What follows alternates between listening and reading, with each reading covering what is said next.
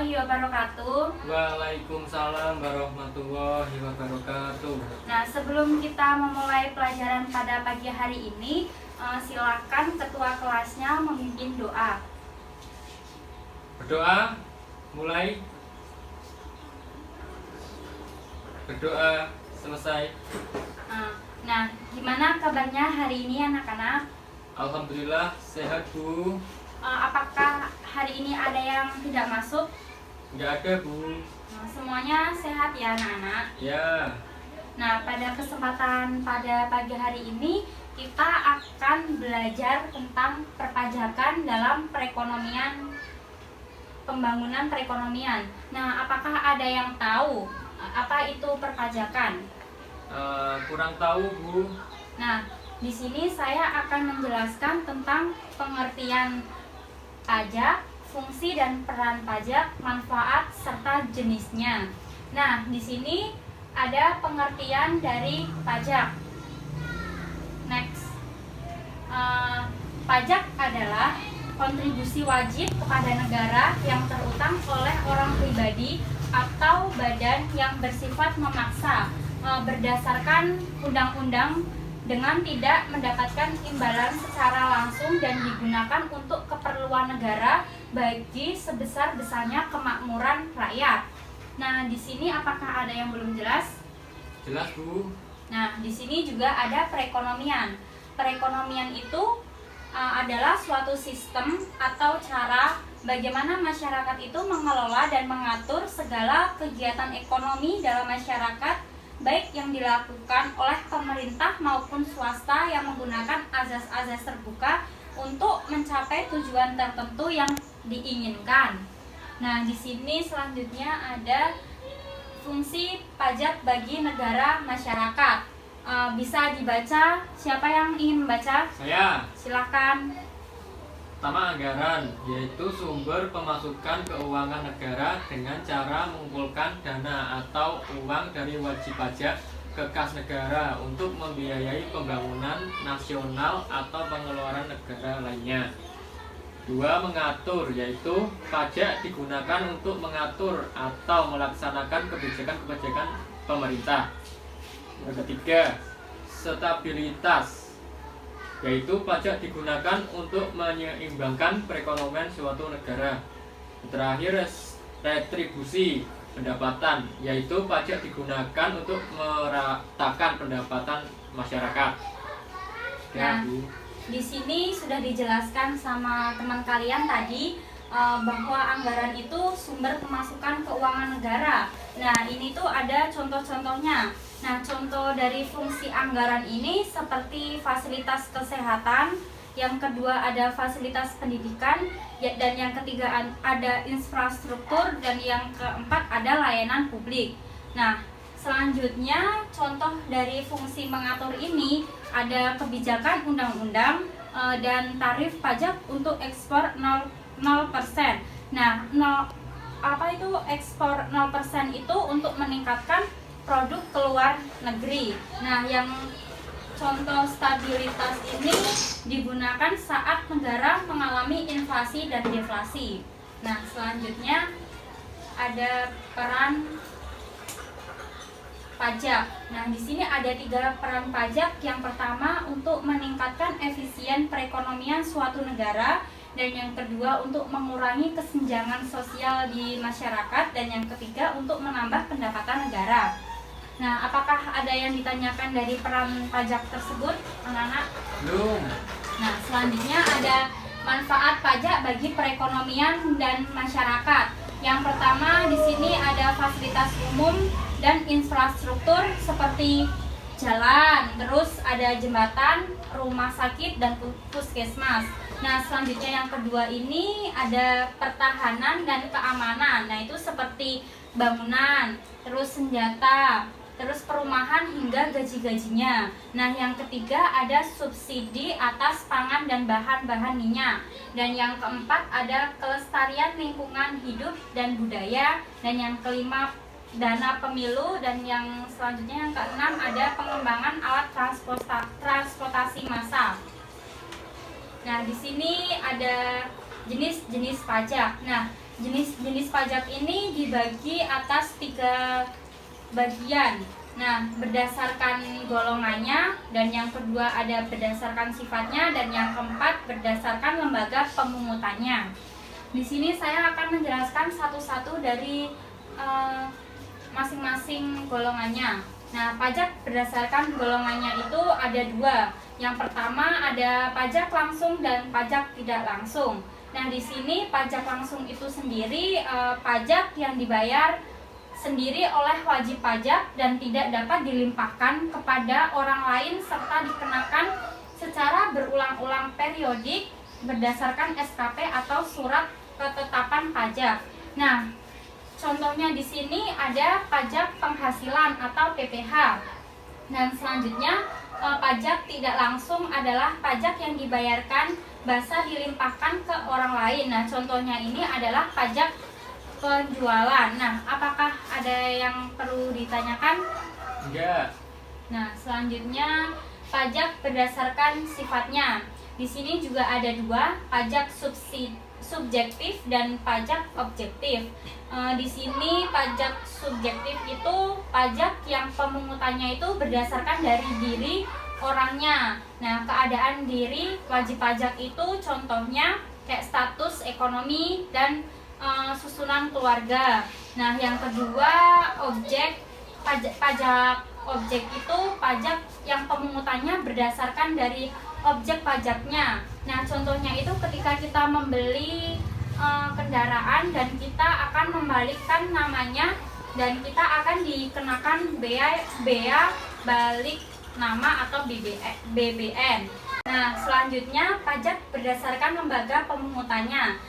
Di sini ada 2, yaitu pajak pusat dan pajak daerah. Nah, di sini saya akan menjelaskan satu persatu pajak berdasarkan lembaga pemungutannya. Yang pertama, pajak pusat itu pajak yang dipungut oleh pemerintah pusat yang pemungutannya di daerah dan dilakukan oleh kantor pelayanan pajak. Nah, itu contohnya seperti pajak penghasilan atau PPH dan pajak kekayaan serta pajak penambahan nilai atau PPN yang senilai 10%. Nah, selanjutnya ada pajak daerah ini seperti pajak kendaraan motor.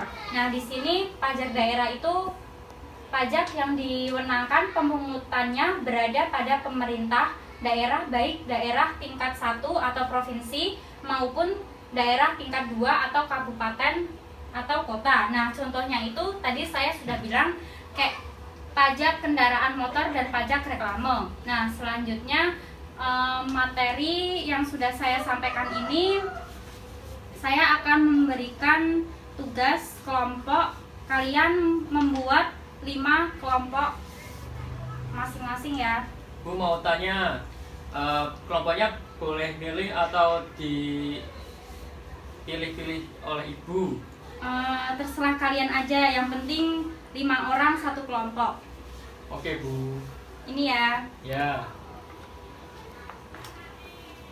Nanti kalau ada yang tidak jelas dari tugas tersebut bisa kalian tanyakan ke saya ya. Ya, Bu. Silakan. Ini waktunya berapa menit? Saya kasih waktu 15 menit buat ngerjainnya. Iya, Bu. Nah, setelah kalian nanti mengerjakan tugas kelompoknya, nanti saya akan menunjuk salah satu perwakilan kelompoknya untuk mempresentasikan hasil kerja kelompoknya itu di depan. Nah, apakah ada yang ditanyakan lagi? Belum, Bu. Ya udah, silakan kalian kerjakan ya. Ya. Gimana? Apakah sudah selesai tugasnya? Belum, Bu. Kurang dikit. Oh iya, silakan kerjakan. Saya kasih waktu 2 menit lagi. Ya.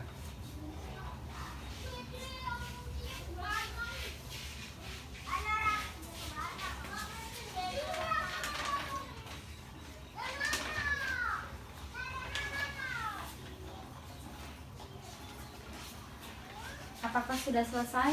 Sudah, Bu. Nah, silakan perwakilan kelompoknya maju ke depan Ya, untuk Bu. mempresentasikan. Saya, Bu. Ya, silakan hasil kerja kelompok kalian dipresentasikan ke teman-teman lainnya. Ya. Pertama, pajak. Kerjaan pajak. pajak adalah kontribusi wajib kepada negara yang terutang oleh orang pribadi atau badan yang bersifat memaksa dasar undang-undang dengan tidak mendapati imbalan secara langsung dan digunakan untuk keperluan negara bagi sebesar-besarnya kemakmuran rakyat. Yang selanjutnya itu perekonomian. Perekonomian adalah suatu sistem atau cara bagaimana masyarakat mengelola dan mengatur segala kegiatan ekonomi dalam masyarakat, baik yang dilakukan oleh pemerintah maupun swasta yang menggunakan asas-asas terbuka untuk mencapai tujuan tertentu yang diinginkan. Yang selanjutnya itu fungsi pajak. Soal ketiga, fungsi pajak bagi negara dan masyarakat. Pertama itu anggaran, yaitu sumber pemasukan keuangan negara dengan cara mengumpulkan dana atau uang dari wajib pajak ke kas negara untuk membiayai pembangunan nasional atau pengeluaran negara lainnya. Selanjutnya mengatur, yaitu pajak digunakan untuk mengatur atau melaksanakan kebijakan-kebijakan pemerintah. Dan selanjutnya stabilitas, yaitu pajak digunakan untuk menyeimbangkan perekonomian suatu negara. Retribusi pendapatan, yaitu pajak digunakan untuk meratakan pendapatan masyarakat. Nah, sudah cukup. Kelompok lainnya siapa yang ingin melanjutkan dari kelompok yang tadi pertama? Saya. Silahkan selanjutnya dibaca hasil kerja kalian. Yang soal selanjutnya, manfaat pajak bagi perekonomian dan masyarakat. Yang pertama, fasilitas umum dan infrastruktur seperti jalan, jembatan, rumah sakit, dan puskesmas. 2. Pertahanan dan keamanan seperti bangunan, senjata, perumahan, hingga gaji-gajinya. 3. Subsidi atas pangan dan bahan-bahan minyak. Yang keempat, kelestarian lingkungan hidup dan budaya. 5. Dana pemilu. 6. Pengembangan alat transportasi massa. Selanjutnya itu pajak berdasarkan golongannya. Pajak langsung dan pajak tidak langsung. Pajak langsung adalah pajak yang dibayar sendiri oleh wajib pajak dan tidak dapat dilimpahkan kepada pihak lain serta dikenakan secara berulang-ulang periodik berdasarkan SKP. Contohnya pajak penghasilan PPh. Pajak tidak langsung adalah pajak yang pembayarannya bisa dilimpahkan ke pihak lain. Contohnya pajak penjualan. Yang selanjutnya pajak berdasarkan sifatnya. Pajak subjektif dan pajak objektif. Pajak subjektif yaitu pajak yang pemungutannya berdasarkan dari diri orangnya atau keadaan diri wajib pajak. Contohnya status perekonomian, susunan keluarga, dan lain-lain.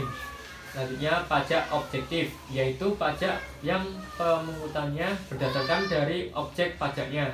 Contoh, ketika kita membalik nama kendaraan yang kita beli, kita akan dikenai biaya balik nama BBN. Sudah, Bu? Nah, gimana anak-anak? Apakah ada yang ingin ditanyakan lagi dari presentasi teman kalian? Sudah paham, Bu? Nah, kalau kalian sudah paham, saya akan mengevaluasi apa itu pajak dalam pembangunan perekonomian.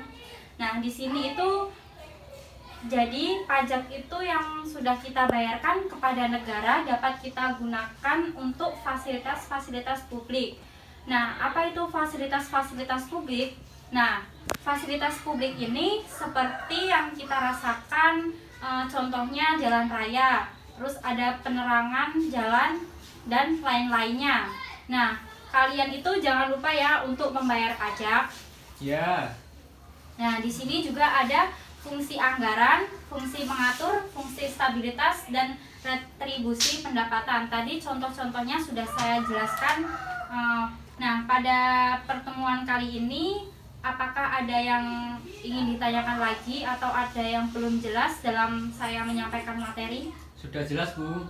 Nah, untuk pertemuan kali ini saya cukupkan, tapi besok pada pertemuan selanjutnya kalian harus membaca bab selanjutnya dan kalian merangkum materi selanjutnya di halaman 36 sampai dengan Iya, Bu. Untuk penugasannya tidak ada dan kemungkinan akan saya adakan ulangan dadakan.